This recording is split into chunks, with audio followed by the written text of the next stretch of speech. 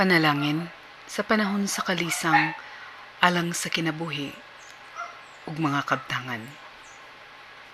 Amahan, halang dunog mahigugmaon. Ginangop ko kanimo karon ang mga igsuon nga nagpuyo sa kahadlok ug kalisang alang sa ilang kinabuhi. Sa kinabuhi sa ilang mga hinigugma ug matag pamilya. Ug kanabuhi usab sa ilang mga higala. Inubanan sa kalisang usab alang sa ilang mga panginabuhian, mga kabtangan. Gisangat ko kanimo karon ang dakong pagsalig nga sila mapanalipdan gikan sa mga kadaot, sa mga hulga, sa mga pagpasipa, mga pagpanamastamas ug pangpangabuso, mga pagyatak sa ilang katungod, sa pagpanglimbong. Gisangat ko kanimo ang dakong pagsalig nga gikan sa kamatayon. Mahiluwas sila. Mahiluwas usab sila gikan sa pagpangdagmal sa ilang mga lawas ug mga katungod. Hinaot imo silang mapanalipdan sa tanang higayon. Ug kung mahimo, hatagan mo usab og utlanan kining maong dulom nga kasinatian sa ilang kinabuhi. Luwas sa sila, amahan, atagi usab sila og kagawasan gikan niining mga pag-antos ug pagsulay. Hatagi og kalinaw, kahapsay, panagiusa og gugmang ilang mga tagsa-tagsa kang panimalay. Ug sa tagsa-tagsa kanila, hinaot mo nga tagan mo og kahayag ang ilang hunahuna, kaligdong ug kusog ang ilang mga kasing-kasing.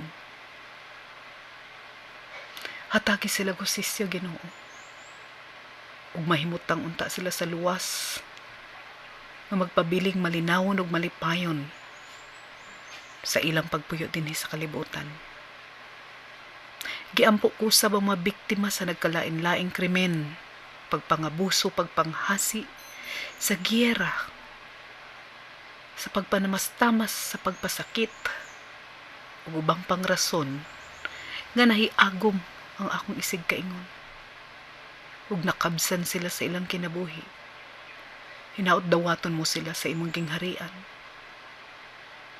Ug hatagan og kahayag ug pagpuyo nga magmalinawon hangtod sa kahangturan.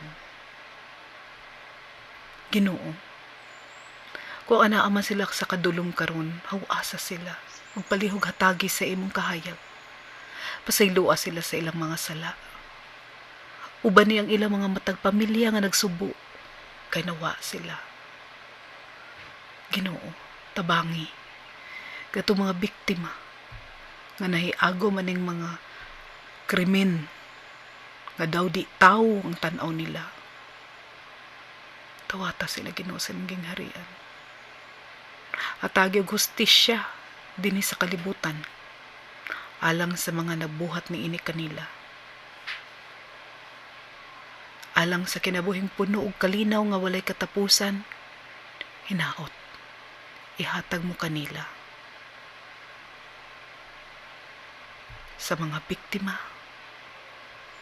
sa mga napagan, sa mga nangawala, tabangi, Ginoo, tabangi sila.